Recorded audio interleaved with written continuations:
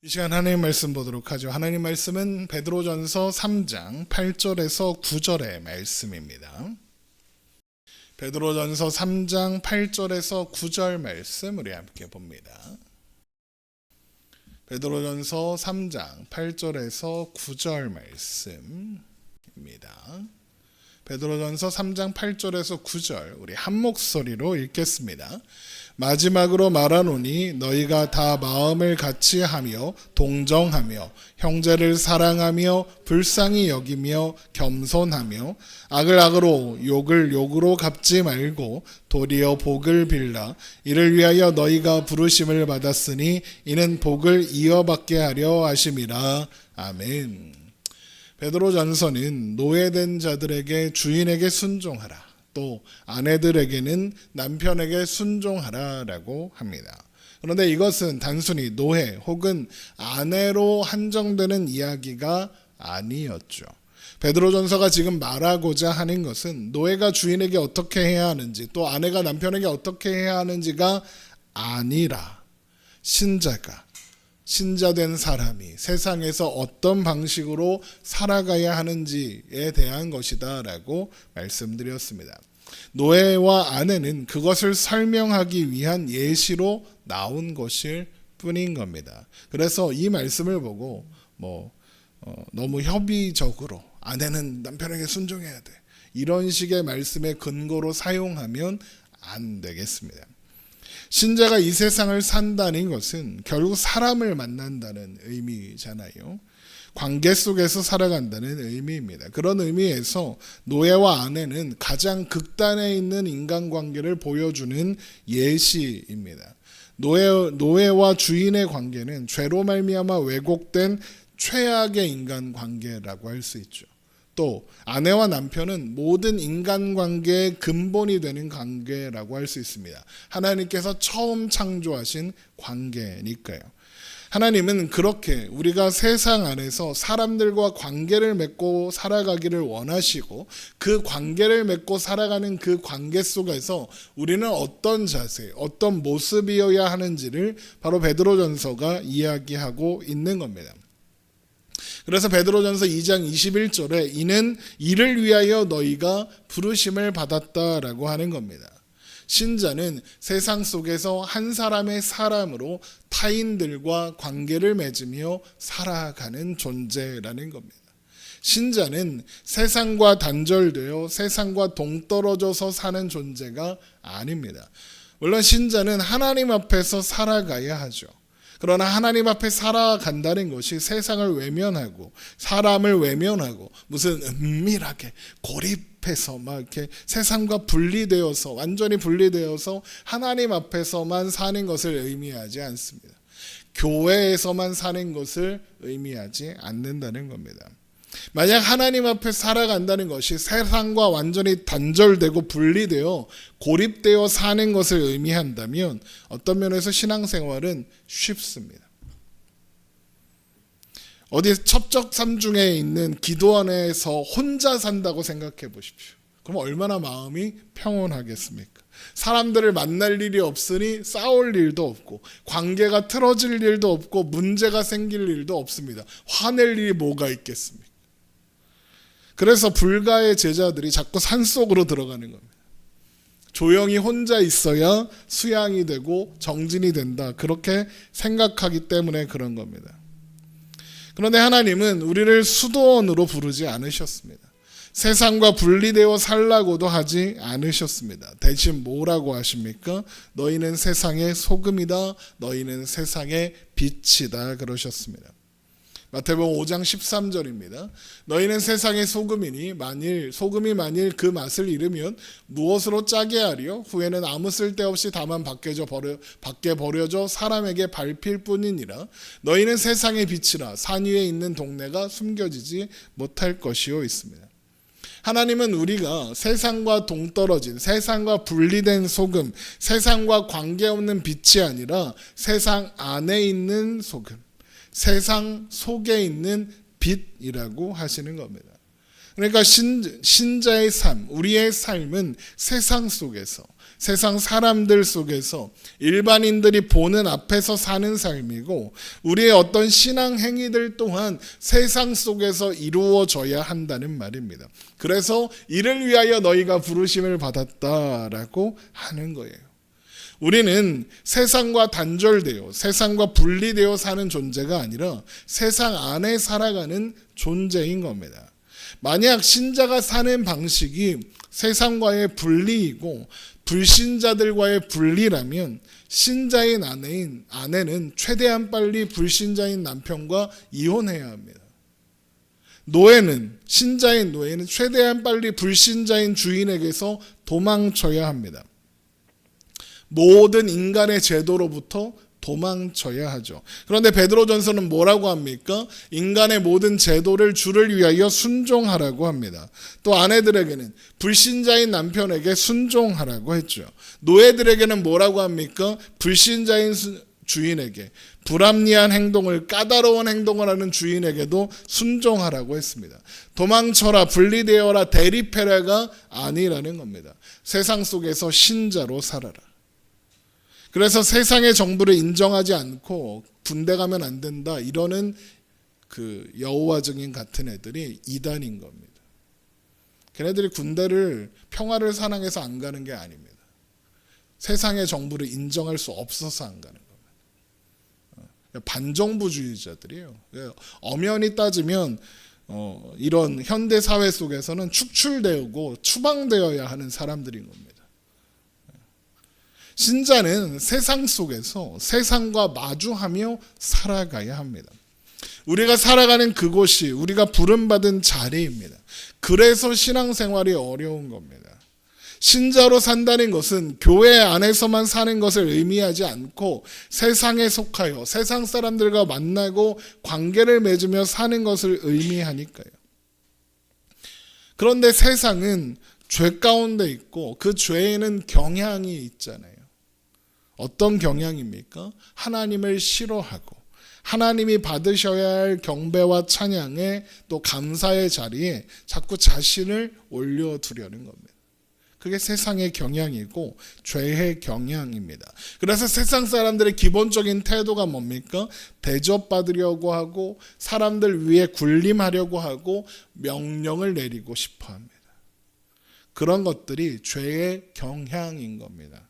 세상에서 그런 세상의 가치, 세상의 경향에 물들지 않고 그런 방향에 휩쓸리지 않고 신자로서의 삶을 살아가는 것이 신자가 살아가는 방식입니다. 그런데 그게 쉽습니까? 그게 보통 난이도가 아닙니다. 그 증거가 신앙생활조차 자기가 대접받기 위해 자신이 경배받기 위해 하는 사람들이 너무나도 많은 오늘날의 한국교회 모습입니다. 교회를 가보십시오. 큰 교회를 가면 새신자가 와서 어느 자리에 앉았더니 어떤 할머니 권사님이 어떤 할아버지 장로님이 와서 비켜 그런다잖아요. 왜? 거기 내 자리야. 지정석이 있어. 언제 교회에 지정석이 있습니까? 그래서 떠나간 새신자가 한둘이 아닙니다. 제가 직접 경험한 일입니다. 교회 처음 왔는데 내가 앉는 자리니까 비키랍니다. 그 사람이 누군지 관심이 없습니다. 권위의식에 찌들어서 성도가 성도 위에 군림하려고 합니다. 그러다가 담임 목사 위에도 군림하려고 하죠. 얼마나 많은 교회들이 그렇게 굴러가는지 모릅니다. 그럼 목사들은 잘하냐? 목사들도 똑같습니다. 성도들 위에 군림하려고 합니다. 고린도후서 10장 3절을 보면 이런 말씀이 있습니다. 우리가 육신으로 행하나 육신에 따라 싸우지 아니하노니 우리의 싸우는 무기는 육신에 속한 것이 아니요 오직 어떤 견고한 진도 무너뜨리는 하나님의 능력이라. 모든 이론을 무너뜨리며 하나님 아닌 것을 대적하여 높아진 것을 다 무너뜨리고 모든 생각을 사로잡아 그리스도에게 복종하게 하니 너희의 복종이 온전하게 될 때에 모든 복종하지 않는 것을 벌하려고 준비하는 중에 있노라. 너희는 외모만 보는도다. 만일 사람이 자기가 그리스도에게 속한 줄을 믿을진데 자기가 그리스도에게 속한 것 같이 우리도 그러한 줄을 자기 속에 다시 생각할 것이라. 하나님의 능력으로 신자가 싸워야 하는 대상, 싸워야 하는 내용이 뭐라고 했습니까? 4절에 모든 이론을 무너뜨리며 하나님 안인 것을 대적하여 높아진 것과 싸우랍니다. 하나님의 능력을 가지고. 우리가 어떤 명분을 걸고 어떤 내용과 어떤 형태를 신앙적인 것으로 치장한다고 할지라도 그것들을 통하여 하나님이 영광 받으실 자리에 내가 앉으려고 하면 하나님만 받으실 높으심을 받으려고 하면 그게 세상의 경향이고 세상의 경향을 따르는 거고 죄악을 따르는 모습인 겁니다. 바로 우리는 그런 경향, 그런 태도와 싸워야 하는 겁니다. 그런데 많은 신자들이 신앙생활을 그런 식으로 합니다. 많은 사람들이 신자의 신앙생활을 어떤 형태, 또 어떤 방식으로 생각을 해서 얼마나 많은 시간을 종교적인 행동을 했는가로 그 사람의 신앙을 평가합니다. 기도를 몇 시간 했느냐, 교회 예배를 몇 번 참여했느냐, 새벽 예배, 수요 예배, 금요 예배, 주일 예배, 주일 오후 예배, 주일 저녁 예배 다 참여한 사람 신앙이 좋다고 합니다. 대신 일상생활은 신앙생활과 관계가 없다고 생각하죠. 하지만 그렇지 않습니다. 신앙생활은 일상생활에서 하는 겁니다. 흔히 믿음의 조상이라고 부르는 아브라함이 그 대표적인 예입니다. 아브라함이 믿음의 조상인 이유는 그가 믿음에 있어서 위대한 업적을 남겼거나 위대한 위인이거나 위대한 영웅이기 때문이 아니라 그가 하나님 앞에 부름받은 모든 신자들의 모델이기 때문에 그렇습니다. 아브라함처럼 하는 게 믿음으로 하는 거야 라고 보여주는 모델이라는 겁니다. 창세기 12장 1절입니다. 여호와께서 아브라함에게 이르시되 너는 너의 고향과 친척과 아버지의 집을 떠나 내가 내게 보여줄 땅으로 가라. 내가 너로 큰 민족을 이루고 내게 복을 주어 내 이름을 창대하게 하리니 너는 복이 될지라. 너를 축복하는 자에게는 내가 복을 내리고 너를 저주하는 자에게는 내가 저주하리니 땅의 모든 족속이 너로 말미암아 복을 얻을 것이라 하신지라 합니다.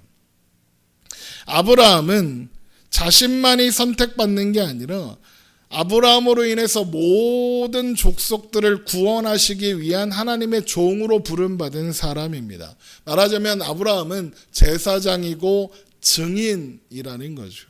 그런데 아브라함의 아브라함의 삶을 보면 아브라함이 와서 종교적인 행사를 하거나 종교적인 어떤 특별한 일을 해서 하나님 앞에 그 일을 하는 게 아닙니다. 아브라함이 뭘 했습니까? 예배를 드렸나요? 그걸 사람들한테 모여라 해갖고 하고 전도를 하러 다녔나요? 아닙니다. 뭐 했죠? 그냥 살았습니다. 흔히 사용하는 말로 하면 지지고 볶고 살았습니다. 평생을 그렇게 살았습니다. 마누라도 팔아먹고 자식도 죽이려고 그러고 그러면서 살았습니다. 단 하나님을 모시고 하나님과 함께 살았죠. 우리가 보통 신앙적인 내용으로 별로 인정해주지 않는 것들, 먹고 살기 위해서 애쓰고 애들 키우고 가정을 꾸리느냐고 지지고 볶는 일을 하면서 살았습니다. 다만 그 살아가는 삶의 원리 속에 하나님이 나와 함께 하신다는 사실이 있었던 겁니다. 아브라함은 하나님을 모시고 하나님과 함께 살았고 하나님의 말씀을 들으며 하나님의 말씀을 따라 살았습니다. 하나님을 섬기고 살았습니다. 하나님을 섬기며 일상생활을 했습니다. 그냥 살았습니다. 그래서 아브라함을 보고 옆에 있는 사람들이 축복도 하고 저주도 한다. 그러면 축복하면 내가 축복하고 저주하면 내가 저주할 거야 라는 말은 곧 무슨 뜻이기도 하냐. 아브라함의 삶을 보면서 그가 섬기는 하나님, 아브라함이 섬기는 하나님, 또 아브라함과 함께 하시는 하나님에 대하여 사람들이 어떤 반응을 보인다는 얘기입니다. 하나님이 너와 함께 하시는구나. 너를 축복한다. 너 뭐야? 꺼져. 이런다는 겁니다. 무슨 선언을 하고 무슨 주장을 하고 무슨 캠페인을 하고 무슨 대회를 해서 기독교가 증거되는 게 아니라는 거예요. 우리의 존재, 우리의 일상적인 삶 속에서 우리가 그 삶을 영위하는 방법, 방식, 그 삶에 세워둔 원칙과 목표, 소원 이런 것들이 드러남으로써 하나님이 증거되고 하나님이 드러내는 겁니다. 우리는 하나님의 사람들로서 일반 사람들이 살아가는 일상적인 삶을 다 그만두고 구름 위에 사는 사람들이 아닙니다. 하나님이 천사를 보내서 구원하고 막 그러지 않으십니다. 우리를 통해서 하십니다. 우리에게 이 죄 많고 유혹 많고 시험 많은 세상 속에서 하나님의 사람으로 살아 증거하라고 합니다. 그래서 우리의 모든 것, 우리의 모든 존재, 우리의 인생, 일상생활을 우리가 어떻게 하나님 앞에 살아가느냐, 하나님 앞에 순종하며 사느냐, 우리는 그 싸움을 하는 사람들인 겁니다. 그래서 디모데전서 6장 9절을 보면 이런 말씀이 있는 겁니다. 디모데전서 6장 9절, 부하려 하는 자들은 시험과 올무와 여러 가지 어리석고 해로운 욕심에 떨어지나니 곧 사람으로 파멸과 멸망에 빠지게 하는 것이라. 돈을 사랑함이 일만하게 뿌리가 되나니 이것을 탐내는 자들은 미혹을 받아 믿음에서 떠나 많은 근심으로써 자기를 찔렀도다입니다. 여기서 말하는 부하려는 자들에 대한 이 지적은 단순히 너 부자가 되려고 하네, 너 부자네, 이걸 혼내는 게 아닙니다. 부자는 죄 많고 가난하면 청렴하고 그거 아닙니다. 우리의 책임은 성실하게 사는 겁니다. 성실하게 살다가 부자가 되기도 하고 성실하게 사는데도 가난할 수 있습니다. 그건 하나님이 정하시는 겁니다.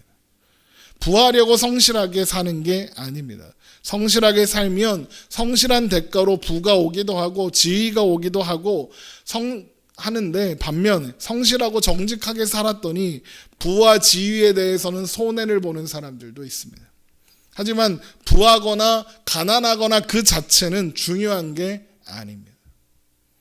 하나님이 우리에게 원하시는 것은 그 어떤 것도 우리가 하나님 앞에서 신실하게 사는 것을 흔들지 못하게 하는 겁니다. 그러니까 여기에 말하는 부하려는 자들은 하나님 앞에 인정받는 것을 포기하고서라도 부해지려고 하는 사람들, 부자가 되어서 자기 욕심을 채우고 자기 치장을 하고 자기가 사람들 위해 군림하고 하나님 자리에 서려는 사람들인 겁니다. 그래서 여기에서 말하는 부하려는 자들은 신앙이든 하나님이든 모든 동원해서 모든 가지고 싶은 걸 다 가지는 것만을 유일한 목표로 삼고 사는 사람들을 가리키는 겁니다. 세상을 사랑하는 자들인 겁니다. 그래서 이 사람들을 가리켜 뭐라고 합니까? 돈을 사랑한다 그러는 겁니다. 돈을 사랑함이 일만하게 뿌리가 된다 그러는 겁니다. 왜요? 돈을 사랑한다는 것은 돈으로 할 수 있는 것만 소원하고 바란다 이런 의미죠. 돈으로 할 수 있는 게 뭡니까? 제가 어제 큰딸 아르바이트 마치고 돌아오는 거 이제 데리러 갔다가 이제 나누면서 농담 삼아 그런 얘기를 했어요. 행복하지 않다면 돈이 부족한 건 아닌지 생각해 봐야 한다. 세상에서 어떤 일이 풀리지 않는다면 돈이 부족한 건 아닌지 생각해 봐야 한다. 이런 얘기를 했습니다. 세상이 생각하는 방식입니다. 돈이 행복하게 해주진 않아. 하지만 행복하지 않다면 돈이 부족한 거야. 그게 세상이 말하는 겁니다. 그러면 돈이 하는 게 뭡니까? 썩어질 것들만 돈으로 삽니다. 세상의 것만 돈으로 살 수 있고 거룩하고 영원한 것은 돈으로 살 수가 없습니다. 구원, 거룩, 사랑, 정직, 성실 이런 것은 돈으로 살 수 없습니다. 우리가 언제 자존심이 상합니까? 여러분 살아가면서 자존심이 언제 상합니까? 남과 비교할 때 자존심이 상합니다. 그런데 우리가 남과 비교하는 그 내용이 뭡니까? 제가 나보다 좋은 옷을 입더라. 제가 나보다 비싼 가방을 들더라. 제가 나보다 더 좋은 차를 타더라. 그런 걸로 비교를 하고 그런 것 때문에 자존심을 상해합니다. 그래서 요즘에 동창회 이런 게 없어지는 거예요. 왜? 가면 제가 더 좋은 차 타고, 제가 나보다 공부 못했는데, 쟤는 벤츠 타고 다니는데, 나는 티코 타고 다니고, 티코 말고 뭐 있냐? 모닝 타고 다니고, 자존심이 상하는 거예요. 근데 그 벤츠 타고 온 애는 막 이렇게 뭐 할까요? 아니요. 거기에 옆에 마이바흐 타고 온 애가 있어. 서로 다 자존심이 상하는 거예요. 그래서 안 모이는 거예요. 모여봤자 기분이 좋지 않아요. 추억을 이야기하고 재미있을 줄 알았는데 그렇지가 않아요. 그래갖고 옛날에 제가 아는 목사님이 우리 사모가 동창회만 갔다 오면 나를 바가지를 긁어. 왜요? 자기 동창 누구 남편은 뭐 해갖고 자기를 뭐 이렇게 BMW 태워줬다는데 자기는 택시 타고 갔대. 어쩌라고? 누가 목사랑 결혼하래? 그런 걸로 자존심이 상하는 거예요. 여러분 보세요. 제가 나보다 성경을 많이 읽더라. 그래서 자존심 상하는 거 봤습니까? 제가 나보다 기도를 많이 하더라. 그래서 자존심 상하는 사람 본 적이 없습니다. 전 본 적이 있는데요. 그건 그 사람을 목사님이 칭찬했기 때문에 자존심이 상하는 거예요.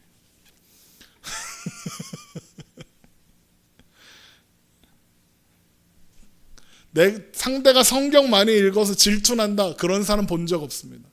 목사님이 제 성경 많이 읽었다고 칭찬하더라. 자존심 상한다. 신앙적인 행동조차 자기 자랑을 위해서 하고 있으니까 그러는 겁니다. 그게 돈을 사랑하는 겁니다. 돈을 사랑하지 하나님을 사랑하지 않습니다. 그래서 아까 돈을 사랑하면 일만하게 뿌리가 된다라는 디모데 전서의 말씀이 이런 결론으로 갑니다. 디모데전서 6장 15절. 기약이 이르면 하나님이 그의 나타나심을 보이리니 하나님은 복되시고 유일하신 주권자시며 만왕의 왕이시며 만주의 주시오 오직 그에게만 죽지 아니함이 있고 가까이 가지 못할 빛에 거하시고 어떤 사람도 보지 못하였고 또 볼 수 없는 이시니 그에게 존귀와 영원한 권능을 돌릴지어다. 아멘. 이런 얘기가 왜 나오느냐? 너 돈을 사랑하느냐? 하나님의 자리에 왜 다른 걸 올려놓느냐? 하나님만이 계실 자리다. 하나님께만 영광 돌려야 한다. 너 하나님께 영광 돌리는 거냐? 돈에 영광 돌리는 거냐? 그렇게 묻는 겁니다. 여러분, 우리에게 부란 맡은 겁니다. 하나님이 우리에게 뭘 물으시는 거냐? 너에게 가정을 주면 가정을 어떻게 써야 하겠느냐? 너에게 돈을 주면 그거 어떻게 써야겠느냐? 너에게 지위를 줬으면 그거 어떻게 써야 되겠느냐? 하나님이 우리에게 책임을 물으시는 겁니다. 우리에게 선택을 물으시는 겁니다. 그걸 뭘 위해서 쓰겠냐고요. 뭘 물으시는 거예요? 그 모든 것을 하나님을 위하여 하나님의 사람으로 내가 맡은 사람으로 살고 있는지 하나님 앞에 하나님의 사람으로 그걸 사용하고 있는지 아니면 그걸 동원해서 신이 되려고 하는지 내가 짱이 되려고 하는지 내가 하나님의 자리에 올라가려고 하는지 묻는 거예요. 왜요? 그게 우리가 부르심을 받은 자리니까요. 이를 위하여 너희가 부르심을 받았어요. 돈을 가졌다, 지위를 가졌다가 그것으로 남을 밟고 누르고 자신의 승리를 증명하는 것으로 나타나면 안 된다는 거예요. 남보다 나를 낮게 여기라는 거예요. 남을 나보다 낮게 여기라는 거예요. 세상은 그걸 하고 있지만 너희는 그거 하지 말라는 거예요. 세상은 돈으로 행복을 사지만 너희는 그거 하지 말라는 거예요. 세상 사람들은 자기네가 하는 일이 뭔지 몰라서 그런다고 치자고요. 자꾸 자기의 하나님이 계실 하나님만 받으실 영광을 자꾸 자기에게 돌리려고 한다고 하자고요. 그런데 예수 믿는 사람이 신앙을 가지고도 그 싸움을 하고 있으면 어떡하냐는 거예요. 제 아는 목사님이 자기 교회 새벽 예배 때마다 막 권사님들이, 집사님들이, 장로님들이 막 눈물로 기도한대요. 뭐라고 기도하나 잘 들어보면 하나님 우리 아파트가 15억인데 20억 되게 해주세요 이거 한대요. 하나님 15억에 샀는데 10억 됐어요. 하나님 어떡해요. 본전도 못 찾겠어요. 이러고 있대요. 하나님 제가 이거 20억 되면 제가 5천만 원 헌금할게요. 다 그거 부르짖고 있대요. 자기 자존심 만족시켜 달라고 하는 거예요, 하나님한테. 제 집은, 신자가 그걸 하고 있으면 어떡하냐. 신앙생활 한다는 건 어떤 대단한 행사를 하고 보란듯이 무슨 영향력을 미치는 게 아니에요. 우리의 삶을 우리에게 맡겨진 것들로, 우리의 존재, 우리의 인생, 우리의 가족, 우리가 가진 재주, 우리가 가진 지위, 그게 뭐든 어떻게 그것을 통하여 하나님을 위하여 사용하고, 여기서 오해하지 마실 건, 하나님을 위해 사용해라 그러면 헌금 많이 하라는 얘기구나 이러는데 그거 아니에요. 그거 아니에요. 하나님을 모시고 하나님을 순종하며 사느냐, 그 싸움을 해야 돼요. 헌금 많이 하고 뭐 사고 해서 이렇게 갖다 바치고 필요 없어요. 그러면 기독교인들이 제일 좋아하는 미국의 위인 중에 한 사람이 록펠러라는 사람이에요. 그 사람의 유명한 수식어가 뭔지 알아요? 11조의 비밀을 한 록펠러. 그래서 목사님들이 맨날 뭐라 그래요? 돈을 하도 많이 벌어서 11조만 계산하는 부서가 따로 있었다. 여러분, 11조를 하면 그렇게 하나님이 복을 주어주십니다. 사기예요. 록펠러 사기꾼이에요. 근로자들의 노동을 착취해서 돈 번 사람이에요. 사람들이 근로 현장에서 죽어나가는데 무시한 사람이에요. 그러면서 11조만 했어요. 그게 무슨 신자예요. 개 XX지. 제가 목사님들이 록펠러 예를 드는 게 제일 싫어요. 그런 거 말고 살으라는 거예요. 살으라고. 하나님을, 그 삶을 통해서 하나님을 모시고 순종하고 사느냐, 이 싸움을 하는 거예요. 하나님을 대적하고 높아진 모든 이론을 무너뜨리는 거예요. 하나님을 찬송하고 하나님을 높이며 하나님의 자녀로 충성하며 사는 싸움을 하는 게 신자예요. 그래서 베드로전서가 노예와 아내를 예로 들어서 신자가 이런 세상을 살아가는 방식을 설명하는 거예요. 어떻게 살라는 거예요? 사랑해라, 겸손해라, 나보다 남을 더 나은 존재로 여겨라, 존중해라. 그거 하라는 거예요. 오늘 본문도 결국 그 얘기죠. 베드로전서 3장 8절, 마지막으로 말하노니 너희가 다 마음을 같이하여 동정하며. 여러분, 마음을 같이하며 동정하며, 이게 무슨 말이에요? 같은 마음을 가지라는 거예요. 같은 마음을 가지라는 게 뭐예요? 공감하라는 거예요. 공감. 같은 처지가 되는 느낌을 가져라. 함께 느끼고 함께 겪어라. 우는 자와 함께 울고 즐거워하는 자들과 함께 즐거워해라, 이거요. 남일 즐거워할 때 즐거워하는 게 쉬워요, 어려워요? 어려워요. 왜요? 질투나고 자존심 상하거든요. 전 안 그럴까요? 저도 그래요. 여러분, 사촌이 땅을 사면 배가 아프다, 이 말이 괜히 있는 게 아니에요. 우는 자들이 울 때 우는 자들과 함께 우는 거 쉬울 것 같아요? 어려워요. 왜? 우는 게 내가 아니거든요.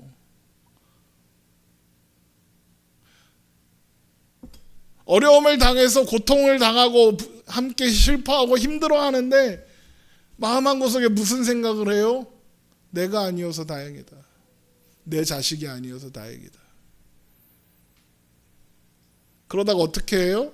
그 사람들한테, 그 사람이 안타까운 일을 당했다고 나라에서 도와주겠다, 이웃들이 도와주겠다 그러면 뭐라 그래요? 나는 안 어렵냐? 나도 어려운데. 이래요. 얼마 전에 지금 막 저쪽 밑에 막 산불 나서 난리 났잖아요.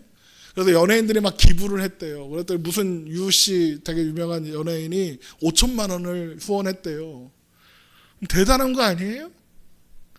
근데 사람들이 뭐라고 했게요? 5천원만 원밖에 안 해?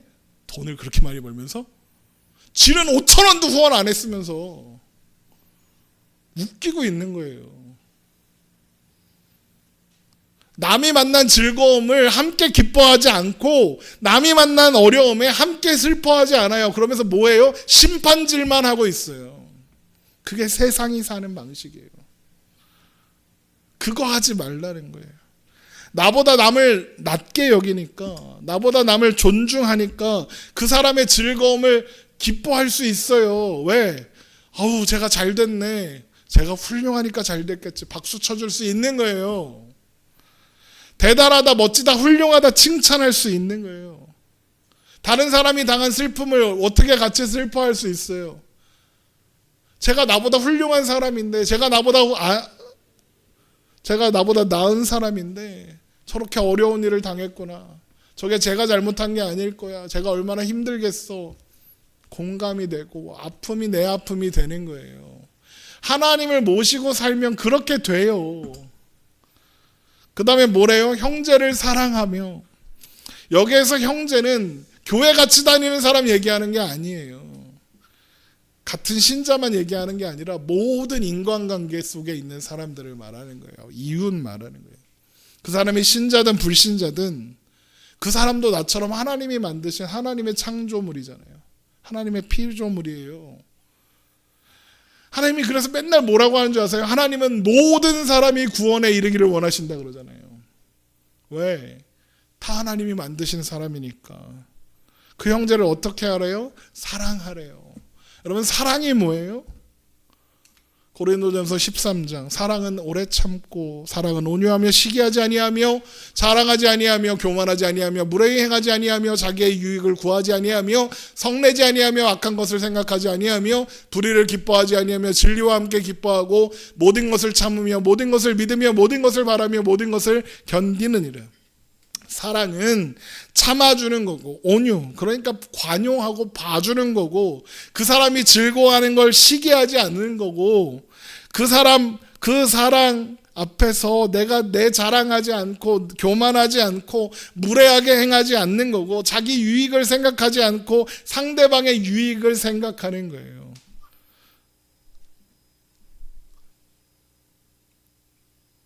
어떤 과학자들이 사람은 사랑할 수 없는 존재래요. 타인을 위해서 희생할 수 없는 존재래요. DNA상, 심리학상, 뇌 구조상. 그런데 그런 일들이 일어나잖아요. 그래서 연구를 해봤더니 그게 어떻게 가능하냐? 연구를 해봤더니 자기를 확장시키더래요. 그 사람을 나라고 생각하는 거예요. 그러니까 그 사람을 위해서 나를 희생하는 거예요. 그럼 그게 사랑이잖아요. 그게 마음을 같이하여 동정하는 거잖아요. 어떻게 마음을 같이하여 동정해요? 어떻게 즐거워하는 자와 함께 즐거워하고 우는 자와 함께 울 수 있어요? 사랑하니까. 그게 사랑이라는 거예요. 나를 확장시키는 거예요. 형제들로, 내가 만나는 모든 이웃들께로 나를 확장시켜서 걔가 나라고 생각하는 거예요. 그러니까 봐줄 수 있고 용서해 줄 수 있고 참아줄 수 있고 온유해 줄 수 있고 사랑할 수 있는 거예요. 그래서 사랑하라 그런 거예요. 그리고 사랑하면 어떻게 돼요? 불쌍히 여기게 돼요. 여기서 불쌍히 여긴다라는 말은 헬라어, 그리스어 유스 플랑크노스라는 단어를 번역한 건데 기본적으로 어떤 뜻이냐? 좋은 마음을 품는다 이런 뜻이에요. 호감을 갖는다 이런 뜻이 아니라 좋게 본다, 이쁘게 본다 이런 뜻이에요. 그러고 생각하면 딱 맞아요. 할머니가 맨날 손주들 보면 아이고 이뻐 그러잖아요. 근데 어릴 때만 이쁘다 그러는 게 아니라 얘가 다 컸어. 그래서 수염이 숭숭 나고 막 등치는 할머니보다 엄청 큰데 아유 이뻐 그러잖아요. 그게 좋게 보는 거예요. 그러면서 할머니들이 어떻게 해요? 맨날 할머니들 만나면, 저희 할머니도 맨날 그랬어요. 아이고 내 새끼 왜 이렇게 말랐어? 나 100kg가 넘는데. 내 새끼 왜 이렇게 말랐어? 그러면서 밥을 차려줘요. 제가 인터넷을 보다가 이런 거 있더라고요. 할머니 놀러 오세요. 할머니 비 오잖아. 할머니 배고파요. 가고 있어. 옆에 뭐라고요? 손주가 한 끼도 못 먹었다는 소리를 할머니가 들었을 때 손주는 잘 먹고 잘 사는데 할머니는 맨날 손주가 안타깝고 가엾고 애처롭고 불쌍하고 그래요. 그게 여러분 불쌍히 여김이에요. 이웃을 그런 마음으로 대하라는 거예요. 마지막으로 겸손하여. 뭐예요? 나보다 남을 더 낮게 여기라는 거예요. 나보다 남을 더 존중하고 아끼는 거예요. 상대방보다 높아져서 군림하려 하지 않고 섬기려 하고 아끼려고 하는 거예요. 내 유익보다 상대방이 잘 되는 게 더 중요하고 더 좋은 거예요. 모든 이웃을 형제로 생각하고 사랑하고 불쌍히 여기고 겸손하게 하면 어떻게 되겠어요? 악을 악으로 갚을 수가 없고 욕을 욕으로 갚을 수가 없죠. 오히려 축복하고 오히려 기도해 줄 수밖에 없겠죠. 부모들이 자식이 자기 가슴에 대못을 박는데 자식들을 왜 참아줘요? 갖다 버려야 되는데 이놈의 새끼 갖다 버려요. 응? 약 먹으라 했더니 약 안 먹어서 아파놓고 아프다고 짜증내. 갖다 버려야지. 그런데 그걸 어떻게 해요? 약 먹어. 맛있는 거 사줄게. 이러잖아요. 왜 그래요? 안 갖다 버려. 왜 안 갖다 버려? 사랑하니까. 사랑하면 악으로 욕을 욕으로 갚을 수가 없어요. 그러면서 뭐라고 해요? 이를 위하여 너희가 부르심을 받았으니 이는 복을 이어받게 하려 함이라. 그게 아브라함이 받은 축복이잖아요. 내가 너로 큰 민족을 이루고 내가 내게 복을 주어 내 이름을 창대하게 하리니 너는 복이 될지라. 너를 축복하는 자에게 내가 복을 내리고 너를 저주하는 자에게는 내가 저주하리니 땅의 모든 족속이 너로 말미암아 복을 얻을 것이라. 우리를 만나는 사람들이 우리를 통해서 복을 얻는다. 우리의 존재 자체가 우리가 만나는 그 사람의 복이 될 거다. 세상 속에서 한 사람의 신자로 살아 만나는 모든 이들에게 너희가 복이다. 사람들이 우리의 삶을 보면서 우리가 섬기는 하나님, 우리를 지키시는 하나님을 보게 하라는 거예요. 무슨 전도를 하고 무슨 캠페인을 하고 무슨 행사를 해서 하나님을 증거하는 게 아니라 우리에게 주어진 일상생활을 신자로 살아 그 일상생활 속에 있는 우리의 존재 자체, 우리가 우리의 일상적인 삶을 살아가는 그 삶의 방식을 통하여 하나님을 소망하는 자의 소망을, 하나님을 바라는 자의 삶을, 하나님이 함께 하시는 사람의 목표를 드러내라는 거예요. 그래서 베드로전서 3장 15절에 이런 말씀이 있는 거예요. 너희 마음에 그리스도를 주로 삼아 거룩하게 하고 너희 속에 있는 소망에 관한 이유를 묻는 자에게는 대답할 것을 항상 준비하되 온유와 두려움으로 하고 선한 양심을 가지라. 이는 그리스도 안에 있는 너희의 선행을 욕하는 자들로 그 비방하는 일에 부끄러움을 당하게 하려 함이라. 너희 마음에 그리스도를 주로 삼아, 그리스도를 주로 삼은 사람 신자로 살아라. 그게 어떻게 사는 거예요? 거룩하게 사는 거죠. 앞에서 이제까지 설명한 내용이요. 마음을 같이 하고 사랑하고 겸손하고 그거요. 그러면 어떤 일이 일어난다고요? 너희 속에 있는 소망에 관한 이유를 묻는 자가 생긴대요. 그러면 어떻게 알아요? 대답할 내용을 준비하고 있다가 대답해 주래요. 그렇게 선한 양심을 가지고 그리스도인으로 신자로 살아서 우리를 보는 사람이 우리의 삶을 통해서 하나님을 보게 하래요. 그래서 그들도 복되게 하라는 거예요. 그러니까 신자에 된 우리에게 있어서 신자로서 가장 중요한 책임, 신자로 오늘을 사는 거예요. 제가 맨날 얘기하는 거죠. 오늘을 살아요. 사랑으로 성실하게 일상을 사는 거예요. 반복되는 그 일상을 하나님과 함께 사는 거예요. 로마서 12장 9절 사랑에는 거짓이 없나니 악을 미워하고 선에 속하라. 형제를 사랑하고 서로 우애하고 존경하기를 서로 먼저 하며 부지런하여 게으르지 말고 열심을 품고 주를 섬기라. 소망 중에 즐거워하며 환난 중에 참으며 기도에 항상 힘써라.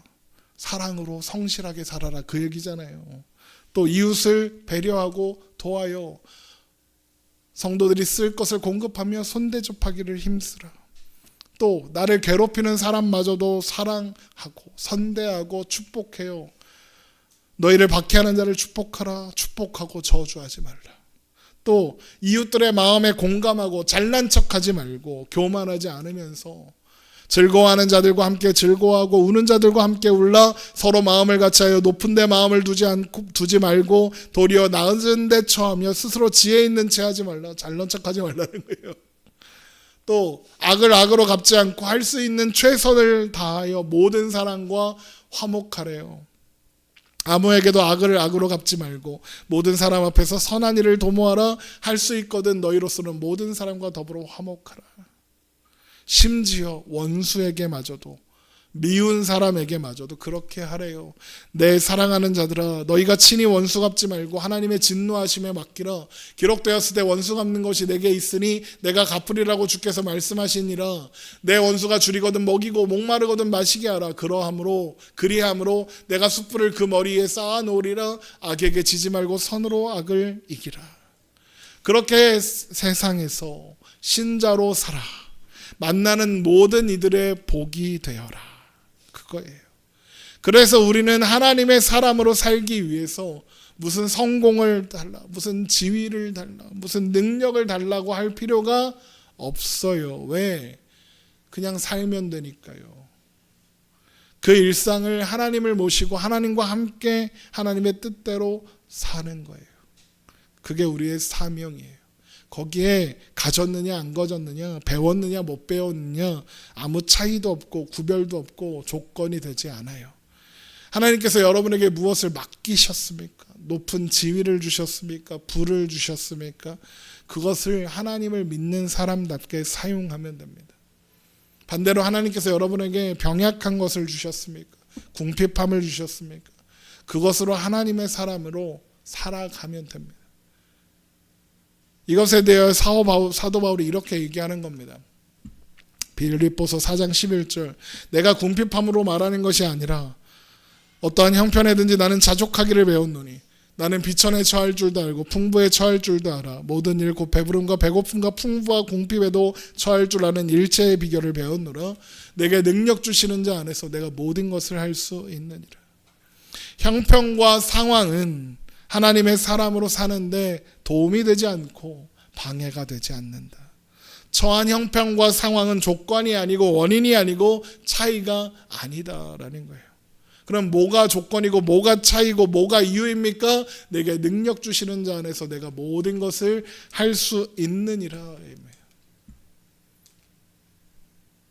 내게 능력 주시는 분이 나와 함께 하신다는 것이 조건이고 이유이고 차이입니다. 하나님이 신자의 능력이고 세상 사람들과의 차이이며 신자가 사는 이유이고 조건인 겁니다. 그 외에 다른 어떤 조건이나 차이가 없습니다. 그저 하나님을 믿는 사람이 어떻게 하나님을 의지하여 다른 무엇보다 하나님을 더 사랑하고 높이며 어떤 어려움과 고난에도 불구하고 하나님으로 인하여 만족하는가를 보이는 일에 동등한 책임이, 동등한 맡은 바가 있을 뿐인 겁니다. 거기에 자랑이 있을 리 없습니다. 거기에 무슨 교만이 있을 수가 없습니다. 그저 하나님이 맡기신 상황일 뿐인 겁니다. 그러면 그렇게 여러분에게 주어진 오늘을 신자로서 살아가십시오. 각자의 일상을 신자로 존재하며 사십시오. 그렇게 만나는 모든 이들에게 복이 되어 주십시오. 그것이 하나님께서 우리를 부르신 이유요, 우리를 구원하셨으나 여전히 이 세상에 두신 이유입니다. 그러다 어느 날 그 모든 시간을 마치고 우리의 일상이 끝나는 날이 올 겁니다. 그리고 그렇게 하나님 앞에 서게 되는 날이 올 겁니다. 하나님께서 그날에 우리를 그 너른 품에 안으시며 수고했다, 내가 너 고생한 거 다 안다, 참 잘했다, 고맙다 내 아들아 말씀하실 겁니다. 그때 여러분 그 품에 안겨서 하나님 저 참 힘들었습니다. 그런데 하나님과 함께라서 해낼 수 있었습니다. 하나님과 함께라서 행복했습니다 라고 대답할 수 있는 우리가 되기를 주님의 이름으로 축원합니다. 우리 이 시간 함께 찬양하겠습니다.